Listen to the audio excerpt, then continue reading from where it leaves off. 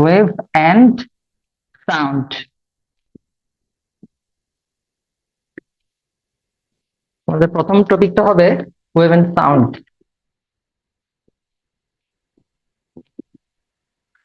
তো তরঙ্গ এবং শব্দ এটা খুবই ইম্পর্টেন্ট একটা চ্যাপ্টার। এখান থেকে প্রায় প্রশ্ন হয়ে থাকে, বিশেষ প্রিলিতে এবং রিটেনে তো হয়। রিটেনে আর অনেক বিস্তারিত পড়াশোনা আছে। আমরা এই চ্যাপ্টার থেকে প্রিলিতে যে যে জিনিসগুলো আসতে পারে সেই জিনিসগুলো দেখবো। ফার্স্টে আমরা তরঙ্গ সংজ্ঞাটা বলি। তরঙ্গ হচ্ছে যে পর্যাবৃত্ত আন্দোলন কোন জড় মাধ্যমের মধ্যে দিয়ে এক স্থান থেকে অন্য স্থানে শক্তি সঞ্চারিত করে, কিন্তু মাধ্যমের কণাগুলো কোনো স্থানান্তর ঘটে না, তাকে তরঙ্গ বলা হয়। ঠিক আছে, বেসিক্যালি সংজ্ঞা আসে না, তারপর আমি সংজ্ঞাটা বললাম। এখন এই তরঙ্গ আবার দুই ধরনের আছে। একটা হচ্ছে অনুপ্রস্থ তরঙ্গ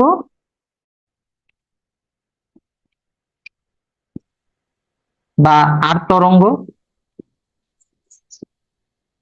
এবং আরেকটা হচ্ছে অনুদৈর্ঘ্য তরঙ্গ বা লম্বিক তরঙ্গ। তো অনুপ্রস্থ, প্লিজ এটা একটু লিখবেন। তরঙ্গ দুই প্রকার, একটা হচ্ছে অনুপ্রস্থ তরঙ্গ বা আট তরঙ্গ, একটা হচ্ছে অনুদৈর্ঘ্য তরঙ্গ বা লম্বিক তরঙ্গ। প্লিজ এটা একটু খাতায় লিখেন।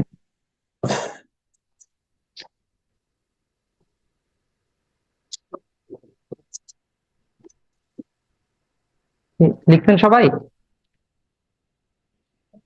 জি স্যার, লিখছি। হ্যাঁ, তো অনুপ্রস্থ তরঙ্গটা আমরা একটু আলোচনা করব, খুবই ইম্পর্টেন্ট অনুপ্রস্থ তরঙ্গ। তার আগে আমি একটা ফিগার এঁকে নিই। ফিগারটা হচ্ছে ঠিক এরকম।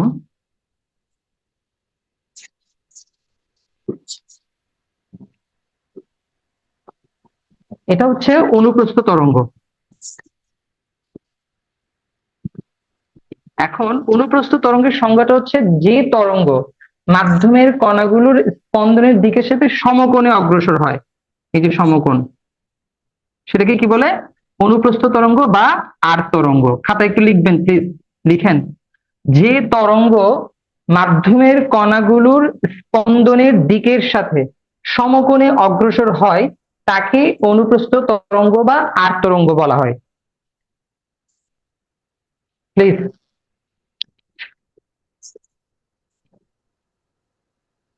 একটু রেসপন্স করতে হবে, প্লিজ রেসপন্স করেন। জি স্যার। জি স্যার, হ্যাঁ, লিখছি স্যার। আমি সংজ্ঞাটা আবার বলতেছি, প্লিজ শুনেন। সংজ্ঞাটা হচ্ছে যে তরঙ্গ মাধ্যমের কণাগুলোর স্পন্দনের দিকের সাথে সমকোণে অগ্রসর হয় তাকে অনুপ্রস্থ তরঙ্গ বা আট তরঙ্গ বলে। এখন অনুপ্রস্থ তরঙ্গ এই ছবিটা আপনারা খাতায় একটু আঁকবেন প্লিজ। দেখেন এখানে কিন্তু সমকোণে অগ্রসর হচ্ছে, দেখছেন? সমকোণ, এখানে সমকোণ, এখানে সমকোণ, এখানে সমকোণ।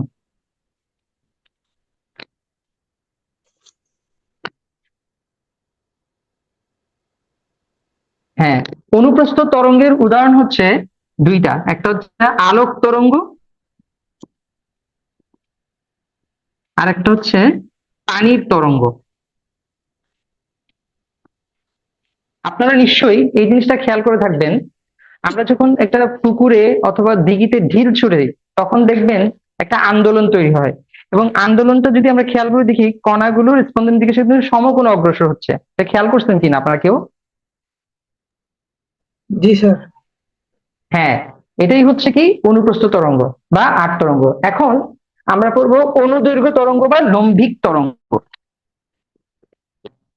স্যার, এখানে তো কণাগুলো হ্যাঁ, স্থান পরিবর্তন করবে না, না স্যার?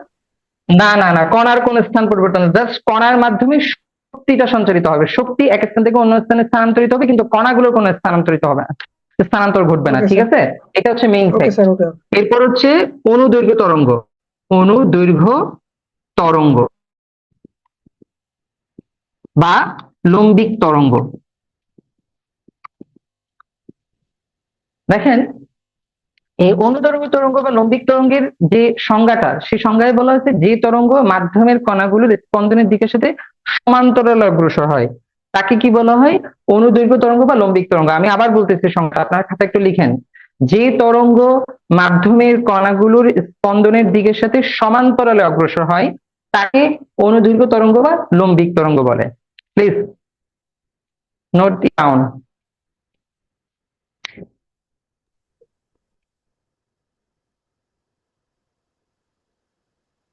লেখা হলে একটু রেসপন্স করবেন প্লিজ। জি স্যার, লেখা শেষ। হ্যাঁ ঠিক আছে। তো আমি এখন অনুদৈর্ঘ্য তরঙ্গ বা লম্বিক তরঙ্গের ছবিটা আঁকতেছি, প্লিজ একটু খেয়াল করবেন।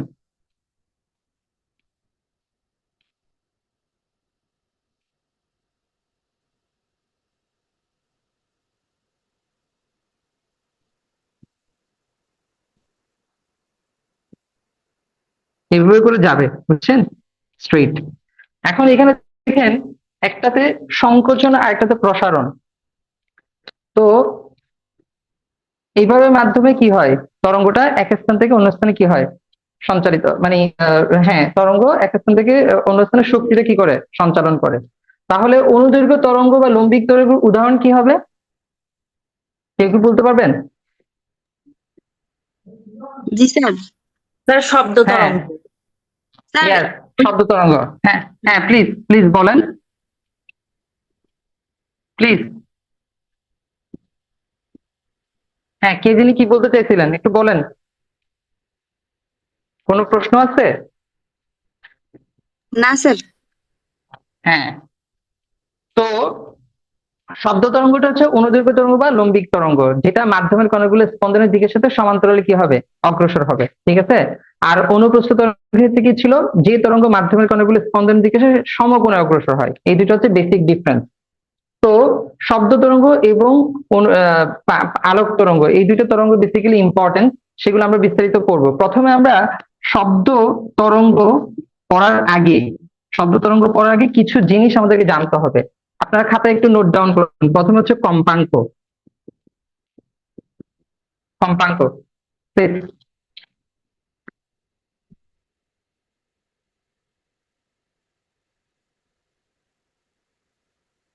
স্যার, আমার একটা প্রশ্ন ছিল এখানে। হ্যাঁ প্লিজ বলেন। স্যার, এই যে কম্পাঙ্ক নিয়ে যখন কথা হচ্ছে স্যার, এটা আমি ক্লাস 8-এ পড়েছিলাম স্যার। কম্পাঙ্ক জিনিসটা হ্যাঁ, কি বাদুড়ের সব থেকে বেশি স্যার প্রাণীদের মধ্যে? বাদুড় 1,00,000 হার্টজ কম্পাঙ্ক তৈরি করতে পারে। হ্যাঁ, বাদুড়ের হচ্ছে সর্বোচ্চ এখন পর্যন্ত আমরা জানি। কিছু মাকড়সা আছে যারা 45,000 হার্টজ কম্পাঙ্ক তৈরি করতে পারে, এবং কুকুর 35,000 হার্টজ। এখন পর্যন্ত খুব সম্ভবত বাদুড়ই সর্বোচ্চ, ঠিক আছে। হ্যাঁ, বাদুড় 1,00,000 হার্টজ আমরা যেটা জানি, হ্যাঁ বাদুড়ের সর্বোচ্চ, ঠিক আছে। তো কম্পাঙ্কের সংজ্ঞাটা কেউ জানেন, বলতে পারবেন? স্যার, কম্পাঙ্ক মানে স্যার এটা হলো স্যার একটা শব্দের মাধ্যমে প্রতিধ্বনি, মানে সে যাওয়ার স্যার না না প্রতিধ্বনি প্লিজ, সৃষ্টি করে। আমি বলি, আপনারা কম্পাঙ্কের সংখ্যাটা লিখেন। 1 সেকেন্ডে যতগুলো পূর্ণ স্পন্দন সম্পন্ন হয়, প্লিজ।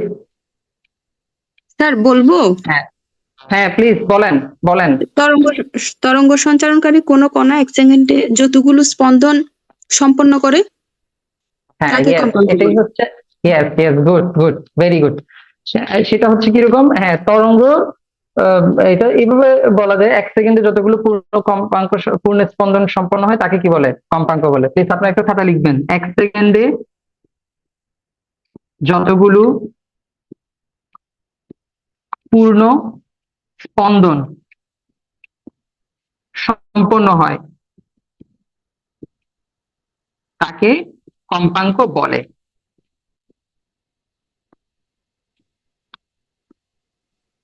কি বললাম, 1 সেকেন্ডে যতগুলো পূর্ণ স্পন্দন সম্পন্ন হয় তাকে কম্পাঙ্ক বলে, ঠিক আছে।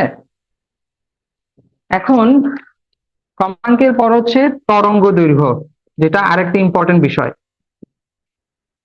তরঙ্গ দৈর্ঘ্য। এখন তরঙ্গ দৈর্ঘ্যের সংজ্ঞা কি, কি বলতে পারবেন?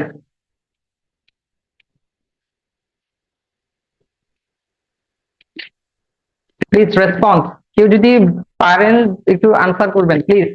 স্যার এটা হচ্ছে আসলে কোন তরঙ্গের পরপর দুটি একই দশা সম্পন্ন কণার মধ্যকার দূরত্বকে তরঙ্গ দৈর্ঘ্য বলে।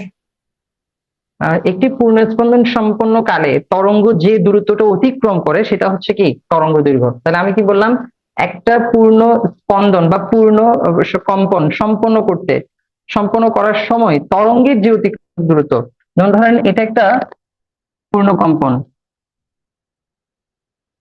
ঠিক আছে, এটা সম্পন্ন করতে তরঙ্গ যে দূরত্বটা অতিক্রম করতেছে এই সম্পন্ন করার সময় সেটা হচ্ছে কি তরঙ্গ দৈর্ঘ্য, যেটাকে আমরা ল্যামডা দ্বারা প্রকাশ করি। আপনার সংখ্যাটা একটু লিখেন। লিখেন হচ্ছে একটি পূর্ণ স্পন্দনের সময়ে, একটি পূর্ণ স্পন্দনের সময়ে তরঙ্গের অতিক্রান্ত দূরত্বকে তরঙ্গ দৈর্ঘ্য বলা হয়।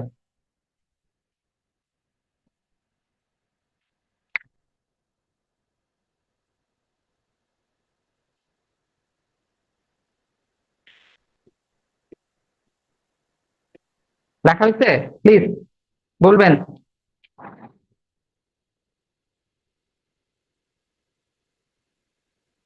স্যার আরেকবার বলা যাবে? হ্যাঁ, ইয়েস, আমি রিপিট করতেছি। লিখেন একটি পূর্ণ স্পন্দনের সময়ে, একটি পূর্ণ স্পন্দনের সময়ে তরঙ্গের তরঙ্গের অতিক্রান্ত দূরত্বকে তরঙ্গ দৈর্ঘ্য বলা হয়, এটাকে ল্যামডা দ্বারা প্রকাশ করে। আগে সংজ্ঞাটা লিখেন, একটি পূর্ণ স্পন্দনের সময়ে তরঙ্গের অতিক্রান্ত দূরত্বকে তরঙ্গ দৈর্ঘ্য বলে।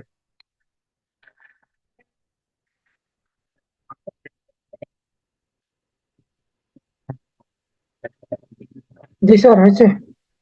হ্যাঁ, এরপর লিখবেন তরঙ্গ দৈর্ঘ্যকে ল্যামডা দ্বারা প্রকাশ করা হয়। ল্যামডা, এই যে আমি চিহ্নটা এখানে লিখছি, ল্যামডা প্রতীকটা প্রতীকটা এখানে লিখছি। তরঙ্গ দৈর্ঘ্যকে ল্যামডা দ্বারা প্রকাশ করা হয় এবং তরঙ্গ দৈর্ঘ্যের একক হচ্ছে মিটার। মিটার,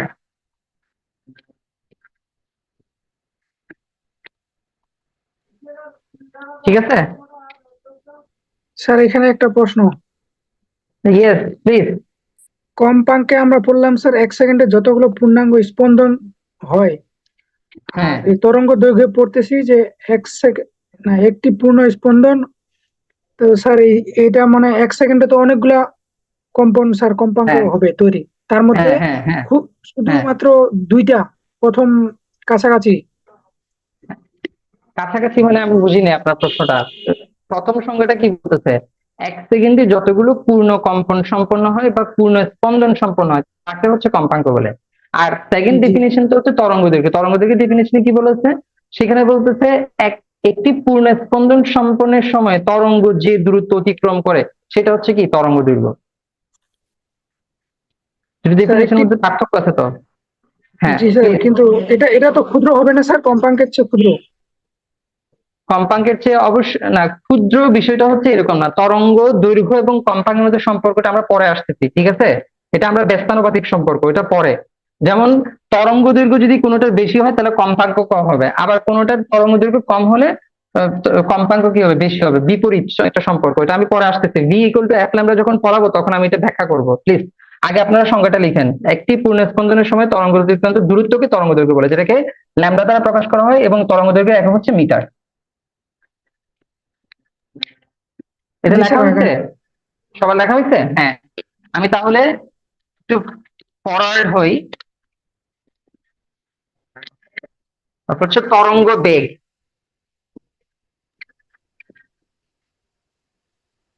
প্লিজ তরঙ্গ বেগ দিয়ে কোলন দিবেন।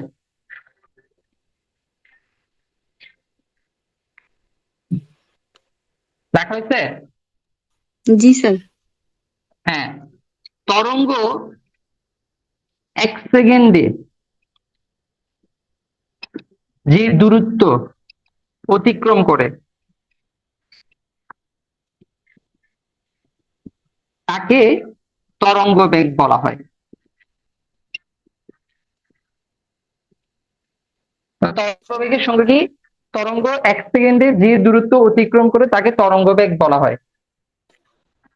বি দ্বারা প্রকাশ করা হয়। বেগের একক আপনারা নিশ্চয়ই জানেন, মিটার পার সেকেন্ড। হ্যাঁ, প্লিজ রেসপন্স। এটা কি হয়েছে? লেখা হয়েছে? জি স্যার। জি স্যার, লেখা হয়েছে। হ্যাঁ, আমি সংজ্ঞাটা কি বললাম? তরঙ্গ 1 সেকেন্ডে যে দূরত্ব অতিক্রম করে তাকে তরঙ্গ বেগ বলে। এখন কিছুক্ষণ আগে আমাকে একজন একটা প্রশ্ন জিজ্ঞেস করছেন, সেই প্রশ্নের উত্তর আমি এখনই দিচ্ছি, এটা পেয়ে যাবেন। দেখেন একটা সম্পর্ক আছে তরঙ্গ বেগ, কম্পাঙ্ক এবং তরঙ্গ দৈর্ঘ্যের মধ্যে। সম্পর্কটা ঠিক এরকম, আমরা সূত্রটা লিখবো v equal to F lambda. দেখেন আমরা যদি এখানে কম্পাঙ্ক বের করতে চাই তাহলে এফ ইকুয়াল টু হয় ভি বাই ল্যামডা। আবার যদি আমরা ল্যামডা বের করতে চাই তাহলে হবে কি v equal to v divide by f. তার মানে একটা জিনিস খেয়াল করেন, কারো যদি তরঙ্গ দৈর্ঘ্য বেশি হয় তার কম্পাঙ্কটা হবে কম, আবার কারো যদি কম্পাঙ্ক বেশি হয় তাহলে তরঙ্গ দৈর্ঘ্য কি হবে, কম হবে। ব্যস্তানুপাতিক সম্পর্ক, কারণ এটা দেখেন একটা ছোট সংখ্যা দ্বারা যখন এটাকে ভাগ করা হবে তখন মানটা অনেক বড় আসবে, আবার একটা বড় সংখ্যা দ্বারা যখন এটাকে ভাগ করা হবে তখন মানটা কি আসবে, কম আসবে। এখন কি আপনার প্রশ্ন উত্তর পাইছেন? জি স্যার, বুঝতে পারছি এখন। ঠিক আছে, এই দেখেন ব্যস্তানুপাতিক সম্পর্ক। তার মানে কম্পাঙ্ক যদি তরঙ্গ দৈর্ঘ্য যদি বেশি হয় কম্পাঙ্ক কম হবে, আবার কম্পাঙ্ক বেশি হলে তরঙ্গ দৈর্ঘ্য কি হবে, কম হবে। জি স্যার, ঠিক ক্লিয়ার, আছে, এখন এটাই ক্লিয়ার। হচ্ছে উত্তর। হ্যাঁ, হ্যাঁ। এরপরে আপনারা খাতায় লিখবেন শব্দ শক্তি। শব্দ শক্তি,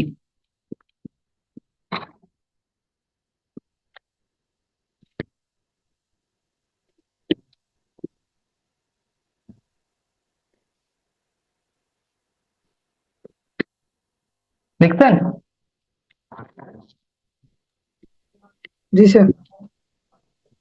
দেখেন, বস্তুর কম্পনের ফলে শব্দ সৃষ্টি হয়। বস্তুর কম্পনের ফলে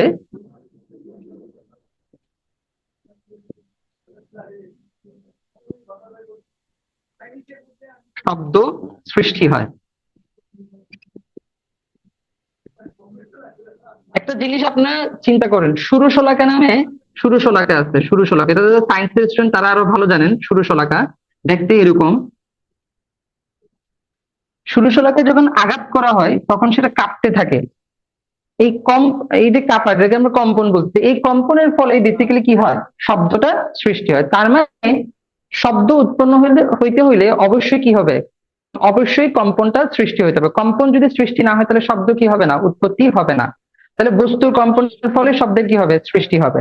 তার উত্তরটা আমরা পেয়ে গেছি। দেখেন, এই সুরশলাকাতে যখন আপনি আঘাত করবেন সুরশলাকা কাঁপতে থাকবে, কম্পনের ফলে কি হবে, শব্দ সৃষ্টি হবে। ঠিক আছে, এটা হচ্ছে আমাদের 1 নম্বর পয়েন্ট। তারপর হচ্ছে আপনারা একটা নিশ্চয়ই একটা জিনিস জানেন, শব্দ সঞ্চালনের জন্য মাধ্যমের প্রয়োজন হয়। তার মানে কি, মাধ্যম না থাকলে শব্দ এক স্থান থেকে অন্য স্থানে কি হতে পারে না, স্থানান্তরিত হতে পারে। আপনারা নিশ্চয়ই জানেন 1957 সালে যখন নীল আর্মস্ট্রং তারপর হচ্ছে বাস অলড্রিন চন্দ্রায়নে গিয়েছিলেন, তখন তারা কিন্তু একে অপরের সাথে যোগাযোগ করার জন্য বেতার যন্ত্র ব্যবহার করেছিলেন। কেন বেতার যন্ত্র ব্যবহার করেছিলেন, এই জিনিসটা একটু খেয়াল করতে হবে। দেখেন, ওখানে কিন্তু কোনো মাধ্যম নাই। মহাকাশে কি কোনো মাধ্যম আছে নাকি, বলতে পারবেন? ওখানে কি না স্যার, মাধ্যম বায়ুমণ্ডল আছে? থাকলে তো বসবাস বসবাস করা হ্যাঁ। যাবে। ওখানে কি বায়ুমণ্ডল আছে? না, বায়ুমণ্ডল নাই। তো এখন ওনাদের তো যোগাযোগ করতে হচ্ছে না, একজন একজনের সাথে কথা বলতে হচ্ছে। এই কথা বলার জন্য ওনারা কি করছেন, বেতার যন্ত্র ব্যবহার করছেন। এখন ওখানে কিন্তু শব্দের যেহেতু মাধ্যম নাই, শব্দ স্বাভাবিক প্রক্রিয়া কি হতে পারতেছে না, শব্দ সঞ্চালিত হতে পারতেছে না, সেজন্য ওনারা বেতার যন্ত্র ব্যবহার করছেন। ঠিক এই জিনিসটার কারণে আমরা বলে থাকি কি, শব্দ সঞ্চালনের জন্য মাধ্যমের প্রয়োজন। মাধ্যম ছাড়া শব্দ কি হতে পারে না, সঞ্চালিত হতে পারে না। এই যে শব্দ সঞ্চালনের জন্য যে মাধ্যমের প্রয়োজন, এটা বিজ্ঞানী অটো ভন গেরিক প্রমাণ করছেন। আপনারা খাতা একটু লিখবেন, বিজ্ঞানী অটো ভন গেরিক সর্বপ্রথম লিখেন।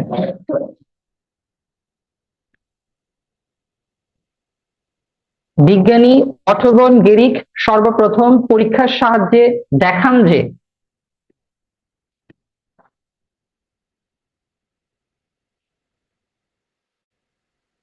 শব্দের উৎস এবং আমাদের কানের মধ্যবর্তী স্থানে যদি কোনো জড় মাধ্যম না থাকে তাহলে আমরা শব্দ শুনতে পাবো না, অথবা সেই শব্দ আমাদের কানে এসে পৌঁছাবে না। এটা লিখলেও হবে। তাহলে আমি কি বললাম, বিজ্ঞানী অটো ভন গেরিক সর্বপ্রথম পরীক্ষার সাথে কি প্রমাণ করছেন, শব্দের উৎস এবং আমাদের কানের মধ্যবর্তী স্থানে যদি কোনো জড় মাধ্যম না থাকে তাহলে সেই শব্দটা আমাদের কানে এসে পৌঁছাবে না।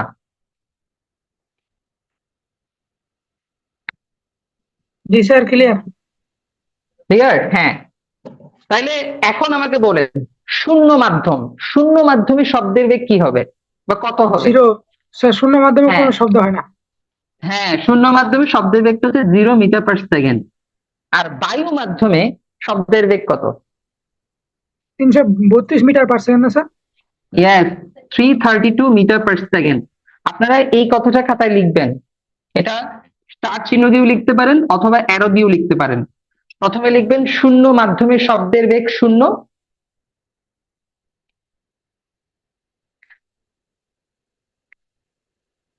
লেখা হয়েছে? প্লিজ রেসপন্স করবেন প্লিজ। জি স্যার, হয়েছে স্যার। হ্যাঁ, তারপরে লিখবেন 0°C বা 273 কেলভিন তাপমাত্রা ও স্বাভাবিক বায়ুচাপে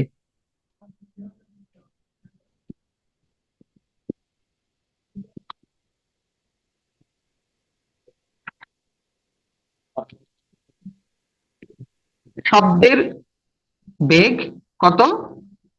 332 মিটার পার সেকেন্ড। তাহলে আমি কি বললাম? 0°C, আপনারা নিশ্চয়ই জানেন যে সেলসিয়াস স্কেলের সাথে যদি আমরা সেলসিয়াস স্কেল যদি আমরা কেলভিন স্কেলে কনভার্ট করতে চাই তাহলে তার সাথে 273 যোগ করতে হয়।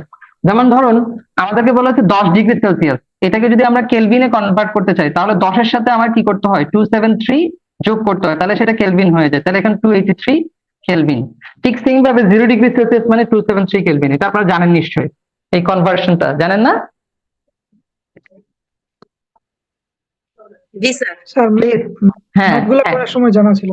হ্যাঁ ঠিক আছে। হ্যাঁ এই দেখেন, তাহলে আপনার খাতায় এটা লিখবেন 0°C বা 273 কেলভিন তাপমাত্রা স্বাভাবিক বায়ুচাপে শব্দের বেগ 332 মিটার পার সেকেন্ড। ঠিক আছে, লেখা হয়েছে? জি স্যার। হ্যাঁ, এবার লিখেন বাতাসের আর্দ্রতা বেড়ে গেলে শব্দের বেগ বৃদ্ধি পায়। বাতাসের আর্দ্রতা বেড়ে গেলে শব্দের বেগটা বৃদ্ধি পায়।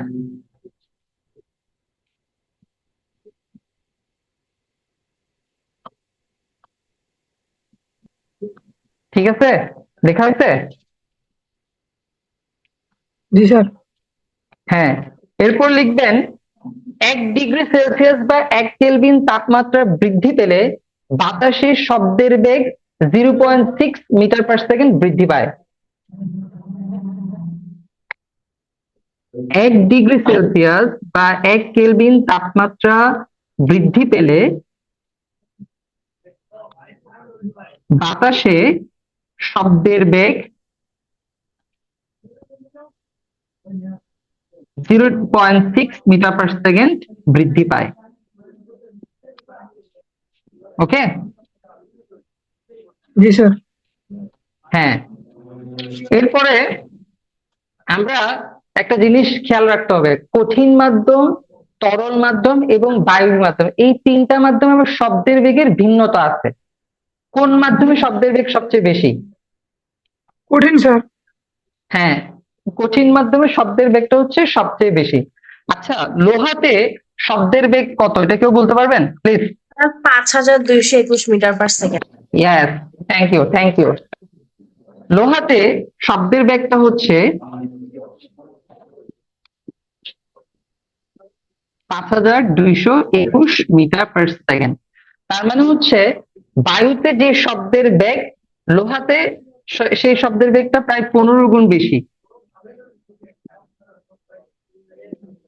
ঠিক আছে, তাহলে এটাকে আপনারা এভাবে লিখবেন, লোহার মধ্যে শব্দ বাতাসের চেয়ে প্রায় 15 গুণ দ্রুত চলে।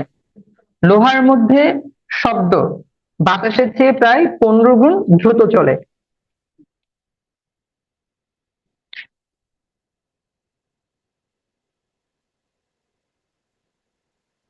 লেখা হয়েছে? প্লিজ রেসপন্স করবেন। স্যার, কঠিন তো আরো অনেক পদার্থ আছে, ওগুলার কি তাহলে আলাদা আলাদা? না, এটা লাগবে না, লোহারটা জানলেই হয়। লোহারটা বেসিক্যালি পরীক্ষা আসে, ঠিক আছে, লোহারটাই আসে, সেজন্য আপনাকে লোহারটাই বলা হয়েছে। হ্যাঁ তরলটা বলিয়েন, তরল। হ্যাঁ অবশ্যই বলতেছি, শুনেন। আমরা তিনটা মাধ্যম করছি, একটা কঠিন মাধ্যম, একটা তরল মাধ্যম, একটা বায়বীয় মাধ্যম। তার মধ্যে কঠিন মাধ্যমে হচ্ছে শব্দের বেগটা সবচেয়ে বেশি। তার মধ্যে আমরা দেখলাম কঠিন পদার্থের মধ্যে লোহাটা দেখলাম, যেখানে শব্দের বেগটা হচ্ছে 5221 মিটার পার সেকেন্ড, এবং এটা বায়ুতে যে শব্দের বেগ তার চেয়ে কত গুণ বেশি? 15 গুণ বেশি। এখন আমরা পানিতে শব্দের বেগটা দেখবো। পানিতে শব্দের বেগটা হচ্ছে 1450 মিটার পার সেকেন্ড। কত বললাম? 1450 মিটার পার সেকেন্ড। তাহলে পানিতে শব্দের বেগ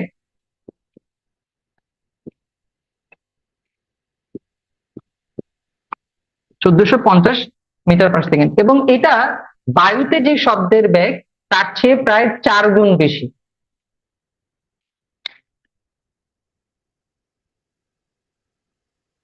লেখা হয়েছে? জি জি, লেখা হয়ে গেছে। আচ্ছা, ঠিক আছে, ওকে। এখন আমরা একটা জিনিস করবো, যেটা হচ্ছে শব্দের প্রতিধ্বনি।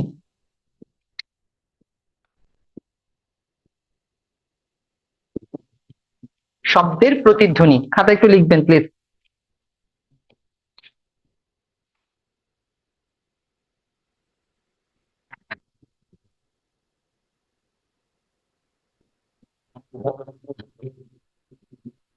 জি, লিখছি। আপনি একটা শব্দ উৎপন্ন করলেন, ঠিক আছে, সেটা কোনো স্থানে বাধা পেয়ে আবার আপনার কাছে ফিরে আসলো, তাহলে কি শব্দের প্রতিধ্বনি হবে না? শুনতে জি পাবেন স্যার, কিনা? সেটাই তো প্রতিধ্বনি। হ্যাঁ, হ্যাঁ, প্রতিধ্বনি। এখন শব্দের প্রতিধ্বনির জন্য দুইটা জিনিস জানা খুবই ইম্পর্টেন্ট। উৎস এবং প্রতিফলকের মধ্যে ন্যূনতম দূরত্ব, মানে যেখান থেকে শব্দটা উৎপন্ন হয়েছে আবার আবার এখান থেকে উৎপন্ন হয়ে যেখানে বাধা পাচ্ছে, সেই দূরত্বটা কমপক্ষে কত হওয়া প্রয়োজন? 16.6 মিটার হওয়া 16.6। 16.6 মিটার, হ্যাঁ, 16.6 মিটার। তাহলে আপনারা খাতায় এটা লিখবেন, শব্দের প্রতিধ্বনি হতে হলে উৎস ও প্রতিফলকের মধ্যে ন্যূনতম দূরত্বটা কমপক্ষে ন্যূনতম দূরত্ব 16.6 মিটার হওয়া প্রয়োজন। ন্যূনতম দূরত্ব 16.6 মিটার হওয়া প্রয়োজন। আমি কি বললাম? শব্দের প্রতিধ্বনি হতে হলে উৎস ও প্রতিফলকের মধ্যকার ন্যূনতম দূরত্ব 16.6 মিটার হতে হবে। কোনো জি স্যার। কারণে যদি এর চেয়ে কম হয় তাহলে কিন্তু প্রতিধ্বনি কি হবে না, শোনা যাবে না। আরেকটা জিনিস হচ্ছে, মূলধ্বনি ও প্রতিধ্বনি শোনার মধ্যবর্তী সময়ের ব্যবধান অন্তত 0.1 সেকেন্ড হওয়া প্রয়োজন। এটাও একটা ইম্পর্টেন্ট নৈর্ব্যক্তিক। কি বললাম? মূলধ্বনি ও প্রতিধ্বনি শোনার মধ্যবর্তী সময়ের ব্যবধানটা কত হতে হবে? 0.1 সেকেন্ড হতে হবে। লেখা হয়েছে? প্লিজ রেসপন্স করবেন প্লিজ, বুঝবো না তো। হ্যাঁ, তাহলে আমি এখানে দুইটা জিনিস বলছি। একটা হচ্ছে শব্দের প্রতিধ্বনি যদি আমরা শুনতে চাই তাহলে উৎস এবং প্রতিফলকের মধ্যকার ন্যূনতম দূরত্বটা কত হতে হবে? 16.6 মিটার। আরেকটা বিষয় হচ্ছে, মূলধ্বনি এবং প্রতিধ্বনি শোনার মধ্যবর্তী সময়ের ব্যবধানটা কমপক্ষে কত হতে হবে? 0.1 সেকেন্ড হতে হবে। ঠিক আছে, এটাই হচ্ছে বেসিক জিনিস। এরপর আমরা একটা জিনিস পড়ব, সেটা হচ্ছে শ্রাব্যতার পাল্লা।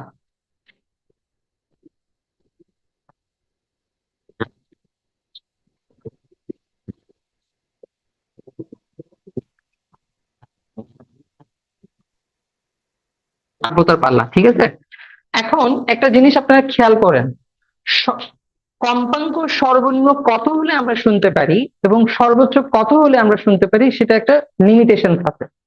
যেমন 20 হার্টজ হলে, শব্দের কম্পাঙ্ক যদি 20 হার্টজ হয় তাহলে সেই শব্দটা আমরা শুনতে পাবো।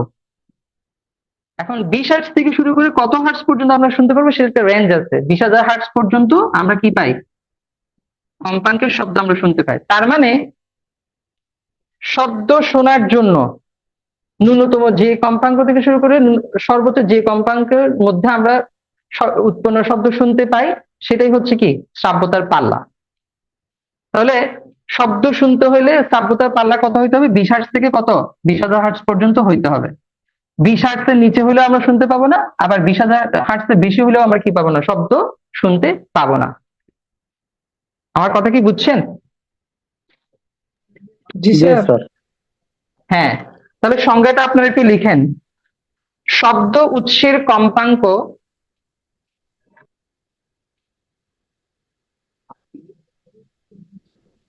বিশ হার্টজ থেকে 20,000 হার্টজের মধ্যে সীমিত থাকলে, লিখেন, শব্দ উৎসের কম্পাঙ্ক 20 হার্টজ থেকে 20,000 হার্টজের মধ্যে সীমিত থাকলে আমরা সে শব্দ শুনতে পাই, এবং জি স্যার, লিখছি। এটাকেই শ্রাব্যতার পাল্লা বলা হয়। কি বললাম? শব্দ উৎসের কম্পাঙ্ক 20 হার্টজ থেকে 20,000 হার্টজের মধ্যে সীমিত থাকলে আমরা সেই শব্দটা শুনতে পাই, আর একেই শ্রাব্যতার পাল্লা বলা হয়। এখন এখান থেকে আবার দুইটা জিনিস ক্রিয়েট হয়, একটা হচ্ছে শব্দেতর তরঙ্গ, শব্দেতর তরঙ্গ, একটা হচ্ছে শব্দোত্তর তরঙ্গ। এই দুটার সংজ্ঞা কি বলতে পারবেন? একটা হচ্ছে শব্দেতর, একটা হচ্ছে শব্দোত্তর তরঙ্গ। আমি কি বললাম? শব্দেতর, আর একটা হচ্ছে শব্দোত্তর তরঙ্গ। শব্দের তোর বা ইনফ্রাসনিক সাউন্ড হচ্ছে যেটা 20 হার্জের নিচে বা তার কম, হুম আর হুম শব্দের তোর বা আল্ট্রাসনিকটা হচ্ছে আপনার 20,000 হার্জেরও বেশি। ইয়েস, এটা হচ্ছে ইনফ্রাসনিক, এটা হচ্ছে আল্ট্রাসনিক। হ্যাঁ, যে সকল শব্দের কম্পাঙ্ক 20 হার্টজের কম সেগুলোকে শব্দিত তরঙ্গ বলা হয়, আর যেসব শব্দের কম্পাঙ্ক 20,000 হার্টজের বেশি সেগুলোকে কি বলা হয়? শব্দোত্তর তরঙ্গ বলে। তার মানে এটার কম্পাঙ্ক হচ্ছে 20 হার্টজের কম, আর এটার কম্পাঙ্ক হচ্ছে 20,000 হার্টজের বেশি। স্যার ইংরেজিটা কি বললেন? হ্যাঁ প্লিজ বলতেছে। একটা হচ্ছে শব্দেতর তরঙ্গের ইংরেজি ইংরেজি হচ্ছে ইনফ্রাসনিক, ইনফ্রাসনিক, আর এটা হচ্ছে আল্ট্রাসনিক।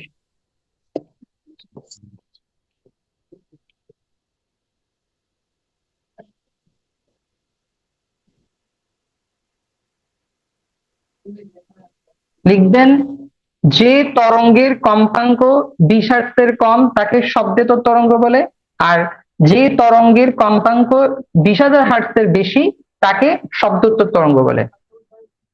একটা হচ্ছে ইনফ্রাসনিক ওয়েভ, আর একটা হচ্ছে আল্ট্রাসনিক ওয়েভ। স্যার লিখছি। লিখছেন? জি স্যার। হ্যাঁ, আমি আবার সংজ্ঞাটা একটু বলতেছি। একটা হচ্ছে যে তরঙ্গের কম্পাঙ্ক 20 হার্টজের কম তাকে শব্দেতর তরঙ্গ বলা হয়, আর যে তরঙ্গের কম্পাঙ্ক 20,000 হার্টজের বেশি তাকে শব্দোত্তর তরঙ্গ বলে। ঠিক আছে? জি স্যার। মুছতে পারবো? মুছে দিচ্ছি তাইলে এটা। হ্যাঁ, এখন আমাদেরকে কিছু জিনিস জানতে হবে। আচ্ছা, বাদুড় তো চোখে দেখতে পায় না, তাহলে বাদুড় কিভাবে পথ চলে? প্রতিধ্বনি নির্ণয়ের মাধ্যমে। বাদুড় কিন্তু চলার পথে অনেক প্রতিধ্বনি তৈরি করে, প্রতিধ্বনি করে সে বেসিক্যালি পথটা চলে। তো প্রতিধ্বনি করার সময় সে তো শব্দ তৈরি করতেছে, শব্দ তৈরি করার পর যেখানে বাধা পাচ্ছে, বাধা পাওয়ার পর ওই শব্দটা যখন সে মানে শুনতেছে তার কানে, সে বুঝতে পারতেছে ওখানে কি আছে, প্রতিবন্ধকতা আছে। সে ওই পথটা পরিহার করে যেখানে যেই পথে প্রতিবন্ধকতা নেই সেই পথেই সে পথ চলতেছে। তাহলে আমি কি বললাম? বাদুড় পথ চলার সময় 20,000 হার্টজের বেশি কম্পাঙ্কে কি করে শব্দ উৎপন্ন করে। এটা 1,00,000 হার্টজ পর্যন্ত, 1,00,000 হার্টজ। ঠিক আছে? 1,00,000 হার্টজের মানে কম্পাঙ্ক বিশিষ্ট, 1,00,000 হার্টজ কম্পাঙ্ক বিশিষ্ট শব্দ উৎপন্ন করতেছে কি বাদুড়। সেই শব্দটা যদি তার পথ মানে যে পথ, সেই পথে যদি কোনো প্রতিবন্ধকতা থাকে, সেই প্রতিবন্ধকতা বাধাতে ফিরে আসে। তার সে যখন বুঝতে পারে যে ওই পথে কি আছে, প্রতিবন্ধকতা আছে, তখন সেই পথটা পরিহার করে অন্য পথে চলে। ঠিক আছে? তাহলে বাদুড় প্রতিধ্বনি তৈরি করে কি করবে? তার পথটা চলবে। এটা মাথায় রাখতে হবে। তাহলে বাদুড় চোখে দেখতে পারে না, বাদুড় কিভাবে পথ চলে? প্রতিধ্বনি তৈরি করে পথ চলে। ঠিক আছে? তো বাদুড় সর্বোচ্চ 1,00,000 হার্টজ কম্পাঙ্কে শব্দ উৎপন্ন করতে পারে। এটা একটু খাতা লিখবেন প্লিজ। জি স্যার লিখছি। হ্যাঁ, তো আমরা আরো দুটো জিনিস নোট করব। একটা হচ্ছে কিছু কিছু মাকড়সা আছে যারা 45,000 হার্টজ কম্পাঙ্কের শব্দ উৎপন্ন করে শিকার করে থাকে। তাহলে মাকড়সা সর্বোচ্চ কত হার্টজ কম্পাঙ্ক বিশিষ্ট শব্দ উৎপন্ন করতে পারে? 45,000 হার্টজ। ঠিক আছে? এরপর কুকুর 35,000 হার্টজ কম্পাঙ্ক বিশিষ্ট শব্দ উৎপন্ন করতে পারে। এটা হচ্ছে কুকুর, আর এটা হচ্ছে মাকড়সা। জি স্যার লিখছি। ঠিক আছে? জি স্যার।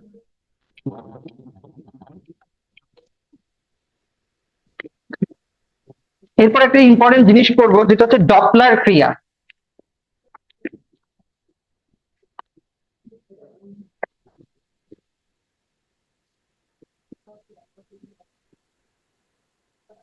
আমি এটার একটা একদম প্রত্যক্ষ একটা উদাহরণ দিই।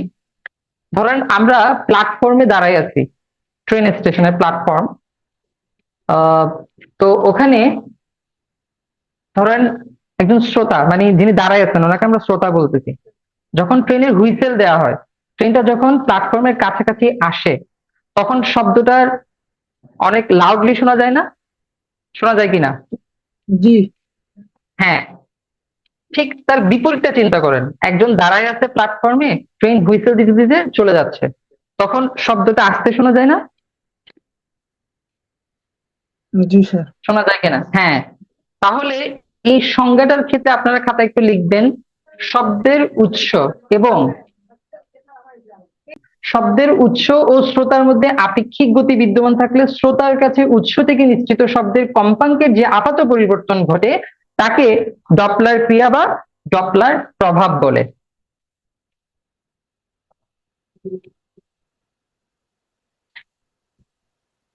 ঠিক আছে, আপনারা কি উদাহরণটা বুঝতে পারছেন? প্লিজ রেসপন্স করবেন, প্লিজ। G sir.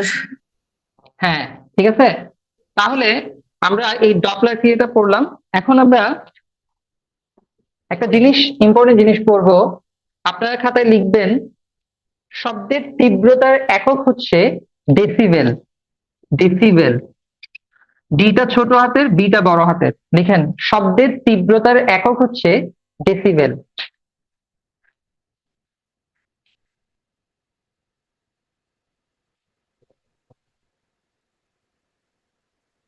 শব্দের তীব্রতা কত ডেসিবেল হলে সেটাকে আমরা শব্দ দূষণ বলবো? কেউ বলতে পারবেন?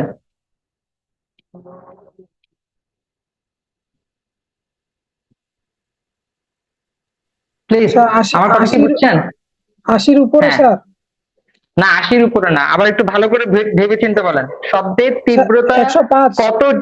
ইয়েস, 105। 105 ডেসিবেলের বেশি হলে তখন সেটাকে আমরা কি বলবো? শব্দ দূষণ বলবো। ঠিক আছে, তাহলে আমি কি বলছি? শব্দের তীব্রতার একক হচ্ছে ডেসিবেল, এবং শব্দের তীব্রতা যদি 105 ডেসিবেলের বেশি হয় তখন সেটাকে আমরা শব্দ দূষণ বলবো। প্লিজ খাতা একটু নোট করবেন, এই দুটোটাই খুবই ইম্পর্টেন্ট। একটা হচ্ছে শব্দের তীব্রতার একক হচ্ছে ডেসিবেল, আর শব্দের তীব্রতা 105 ডেসিবেলের বেশি হলে তখন তাকে আমরা শব্দ দূষণ বলবো বা বলতে পারি।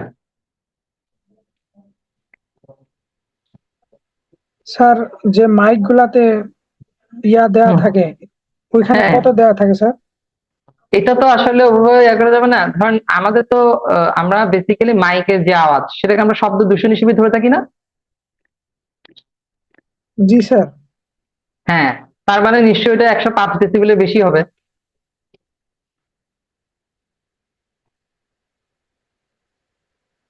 কিন্তু এটা এটা কিন্তু হ্যাঁ, আমরা তো মাইকগুলো আসলে যে মাইকগুলো ব্যবহার করা হয় সেটা আমরা যাচ্ছে তাই ব্যবহার করি।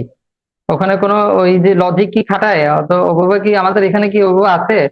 না, আমাদের ক্ষেত্রে হয়তো হয় না, কিন্তু বেশি উন্নত দেশে কিন্তু যাচ্ছে তাই মাইক ব্যবহার করা যায় না, এটা তো নিশ্চয়ই জানেন। জি স্যার। হ্যাঁ, এটাই বিষয়টা।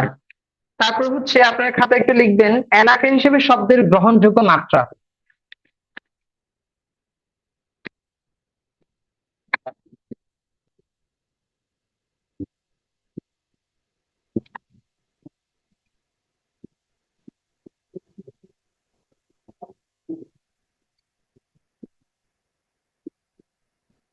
এলাকা হিসেবে শব্দের গ্রহণযোগ্য মাত্রা, ঠিক আছে। প্রথম হচ্ছে নীরব এলাকা। কলমটা কি হলো বুঝতে পারলাম না, কালি ধরতেছে না। হ্যাঁ, নীরব এলাকা, প্লিজ লেখা আছে? একটু রেসপন্স করেন। জি স্যার, জি লেখা আছে। হ্যাঁ হ্যাঁ, ঠিক, প্লিজ একটু আওয়াজ দিবেন, ঠিক আছে, নাহলে বুঝতে পারবো না তো। এলাকা হিসেবে শব্দের গ্রহণযোগ্য মাত্রা, প্রথমে নীরব এলাকা। নীরব এলাকায় পরীক্ষা করে দেখা গেছে ওখানে শব্দের তীব্রতাটা হচ্ছে 45 ডেসিবেল।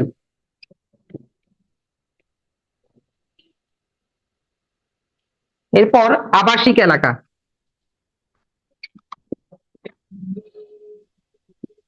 আবাসিক এলাকায় পরীক্ষা করে পাওয়া গেছে ওখানে শব্দের তীব্রতা হচ্ছে 50 ডেসিবেল। এরপর মিশ্র এলাকা। মিশ্র এলাকায় শব্দের তীব্রতা পাওয়া গেছে 60 ডেসিবেল বা 60 ডেসিবেল। বাণিজ্যিক এলাকা, শিল্প কলকারখানা যেখানে রয়েছে সেখানকার শব্দের তীব্রতা পরিমাপ করে পাওয়া গিয়েছে 70 ডেসিবেল। এবং লাস্ট শিল্প এলাকা,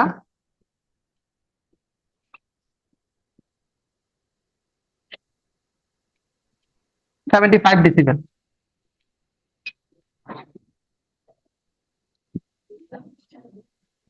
এটা কমার্শিয়াল পারপাস, এটা ইন্ডাস্ট্রিয়াল পারপাস। এখানে 70 ডেসিবেল, এখানে 75 ডেসিবেল।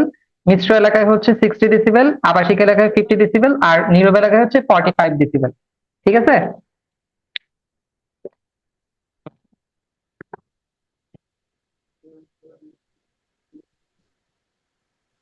জি স্যার। হ্যাঁ, তাহলে এখন চাঁদে কোনো, আমি যদি একটা প্রশ্ন জিজ্ঞেস করি, চাঁদে যদি কোনো শব্দ উৎপন্ন হয় সেটাকে আমরা শুনতে পাবো? না স্যার। স্যার চাঁদে যদি শব্দ হয় ওখানে তো বায়ুমণ্ডল নাই, হবে কেমনে? হ্যাঁ, ঠিক আছে, এটাই হচ্ছে উত্তর। কারণ ওখানে কোনো বায়ুমণ্ডল না থাকার কারণে সেই শব্দ আমরা কি, চাঁদে যদি কোনো বিস্ফোরণ হয় সেই শব্দটা আমরা কি শুনতে পাবো না। কারণ শব্দ সঞ্চালনের জন্য নিরবিচ্ছিন্ন মাধ্যমের প্রয়োজন, জড় মাধ্যমের প্রয়োজন। এই জড় মাধ্যমের প্রয়োজনীয়তাটা এটা পরীক্ষা করে কে প্রমাণ করছেন? কোন বিজ্ঞানী? খাতায় লিখে দিলাম কিন্তু, প্লিজ। Auto phone sir. হ্যাঁ, অটো ভন গেরিক। ঠিক আছে। আর হচ্ছে কঠিন, তরল এবং বায়বীয় মাধ্যমে শব্দের মানে শব্দের বেগের ভিন্নতা রয়েছে। সবচেয়ে বেশি হচ্ছে কঠিন মাধ্যমে, তারপর হচ্ছে তরল মাধ্যম, এবং সর্বনিম্ন শব্দের বেগ কোথায় পাওয়া যায়? বায়বীয় মাধ্যমে। বায়ুতে শব্দের বেগটা হচ্ছে 332 মিটার পার সেকেন্ড, পানিতে শব্দের বেগ 1450 মিটার পার সেকেন্ড, আর লোহাতে শব্দের বেগটা হচ্ছে 5221 মিটার পার সেকেন্ড। আর আমরা শব্দের প্রতিধ্বনি থেকে দুইটা ইম্পর্টেন্ট জিনিস জানলাম। একটা হচ্ছে প্রতিধ্বনি হতে হলে উৎস এবং প্রতিফলকের মধ্যকার ন্যূনতম দূরত্বটা কমপক্ষে 16.6 মিটার হওয়া প্রয়োজন। আরেকটা হচ্ছে, সেটা হচ্ছে মূলধ্বনি ও প্রতিধ্বনির সময় মধ্যবর্তী সময়ের ব্যবধান অন্তত 0.1 সেকেন্ড হওয়া লাগবে। ঠিক আছে। তারপরে আমরা দেখলাম শব্দের তীব্রতার একক হচ্ছে ডেসিবেল, এবং কোন শব্দের তীব্রতা যদি 105 ডেসিবেলের বেশি হয় তখন সেটাকে আমরা শব্দ দূষণ হিসেবে গণ্য করে থাকি। আর আমরা কিছু এলাকা হিসেবে শব্দের গ্রহণযোগ্য মাত্রা দেখলাম, এগুলো পরীক্ষায় আসে, সেজন্য আমি আপনাদেরকে লিখে দিলাম। মোটামুটি ওয়েভ এবং, হ্যাঁ প্লিজ বলেন। স্যার পারমাণবিক যে বোমা হামলাটা হয়, যখন হ্যাঁ। পারমাণবিক বোমা বিস্ফোরণ হয় আর কি, ওইটা হচ্ছে আপনার শব্দে তো তরঙ্গ না, কারণ ওটা তো শোনা যায় না। ওটা শব্দে তো তরঙ্গ নাকি শব্দোত্তর? পারমাণবিক বোমার বিস্ফোরণ, ইয়েস। ওটা কম্পাঙ্ক কত? এটা তো কম্পাঙ্ক, এটা কি পারমাণবিক বিস্ফোরণ? এটা- আপনি বলতেছেন শোনা যায় না, এটা বলতেছেন? জি জি, এটা কি শব্দোত্তর নাকি শব্দোত্তর? আমি আসলে ভুলে গেছি তো, কনফিউজড একটু এই জন্য। স্যার এটা এটা শব্দোত্তর হবে তো। শব্দোত্তর হবে, হ্যাঁ, কারণ শব্দোত্তর, এটা হ্যাঁ হচ্ছে শব্দোত্তর হবে তো। হ্যাঁ হ্যাঁ 20,000 এর please, বেশি। বলেন। হ্যাঁ 20, হ্যাঁ অবশ্যই এটা শব্দোত্তর তরঙ্গ। হ্যাঁ, সেজন্যই শোনা যায় না। এখানে একটা প্রশ্ন আসে ম্যাক্সিমাম, যে মানুষ হ্যাঁ। কত হার্জের বেশি হলে বধির হয়ে যেতে পারে ডেসিবেল? এখন বেসিক্যালি হচ্ছে 105 ডেসিবেল হচ্ছে কি শব্দ দূষণ না? জি। বধির। অ্যান্সার স্যার 105-এ আছে, কিন্তু হ্যাঁ 105ই তো, 105ই তো আনসার। হ্যাঁ 105ই তো আনসার হবে।